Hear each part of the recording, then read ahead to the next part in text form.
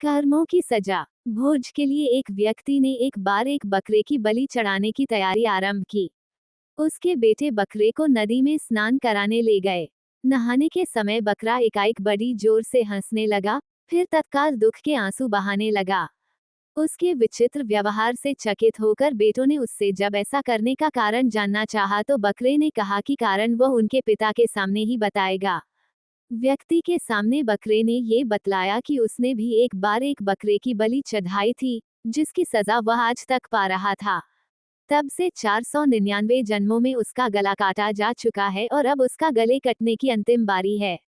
इस बार उसे एक बुरे कर्म का अंतिम दंड भुगतना था, इसलिए वह प्रसन्न होकर हंस रहा था। किंतु वह दुखी होकर इसलिए रोया था कि अगली बार से तुम्हारे भी सिर 500 बार काटे जाएंगे।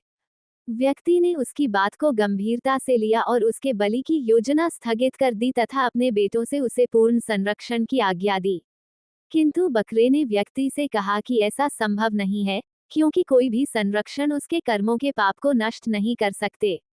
कोई भी प्राणी अपने कर्मों से मुक्त नहीं हो सकता। जब बेटे उस बकरे को लेकर उसे यथोचित स्थान पर पहुंचाने जा रहे थे, तभी रास्ते में किनारे एक पेड़ के शाखा पर नर्म नर्म पत्तों को देख ज्यों ही बकरे ने अपना सिर ऊपर किया, तभी एक वज्रपात हुआ और पेड़ के ऊपर पहाड़ी पर स्थित एक बड़े चट्टान के कई टुकड़े छिटके। एक बड़ा टुकड़ा उस बकरे के सिर पर इतनी जोर से आ लगा कि पलक झपकते ही उसका सिर धड़ से अलग हो गया।